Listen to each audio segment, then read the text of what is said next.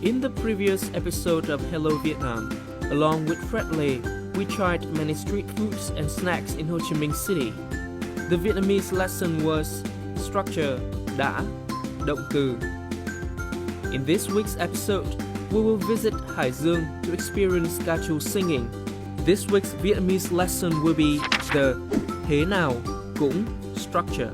Before we start the lesson, let's meet our friend DJ. Xin chào các bạn, tên mình là DJ, mình là một người Mỹ sống ở Việt Nam 2 năm rưỡi rồi. Mình thích nhiều điều về Việt Nam, nhưng mà nhất là mình thích đồ ăn Việt Nam.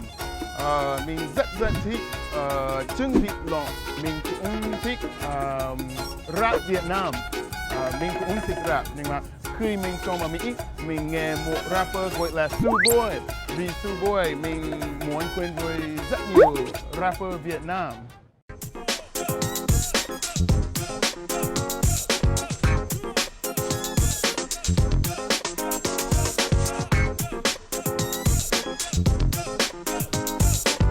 Vietnamese, the city of calm, keep it chill, no guns, no 911. Eating fast, sing buns, boon chai yum yum. Where I be, boy, you know, sing chai Vietnam.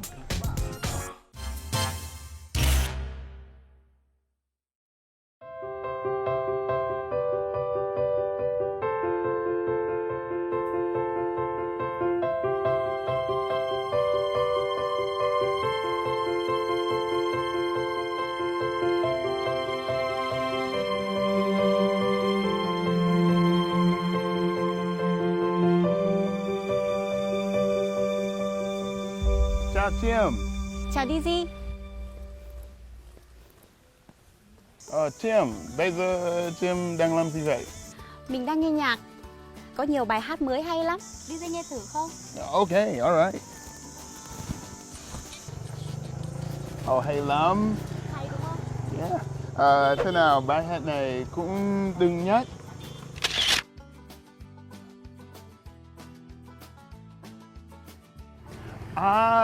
Chiêm học hát đúng không? Đúng rồi, mình đang học hát. Nhưng mình không học hát thể loại này. Mình học hát ca trù. Ca trù. Ca trù là gì? Dizzy chưa biết ca trù là gì hả? Dizzy chưa biết. Vậy thì ngày mai mình có buổi tập ca trù đấy. Dizzy cùng đi với mình nhé. Đồng ý. Ngày mai thế nào Dizzy cũng đi với Chiêm.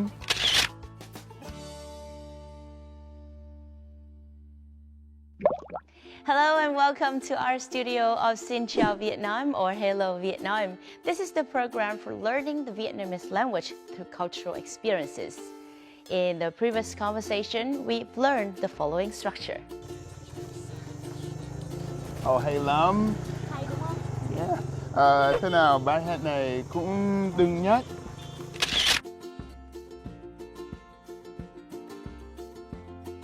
Đồng ý. Ngày mai thế nào Dizzy cũng đi với Chiêm.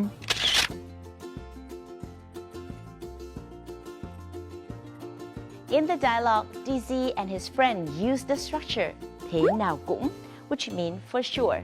This structure is used when referring to an event or action that will inevitably happen in the future.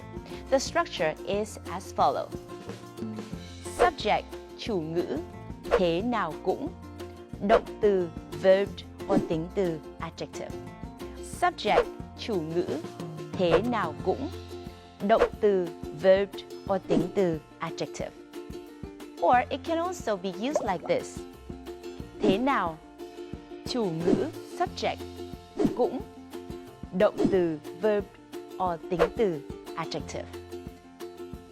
Thế nào, chủ ngữ, subject, cũng. Động từ, verb or tính từ, adjective. The following structure we can use thế nào cũng, for sure or certainly will together and after the subject, before the verb or adjective, but we can also split it to put the subject in between thế nào and cũng. The above two ways have the same meaning. For example, anh ấy học hành rất chăm chỉ nên anh ấy thế nào cũng thi đỗ đại học. Ngày mai thế nào trời cũng nắng. Mẹ đi công tác 1 tháng nên thế nào em ấy cũng rất nhớ.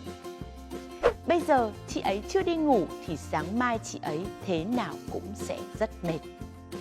Thế nào bài hát này cũng đừng nhất.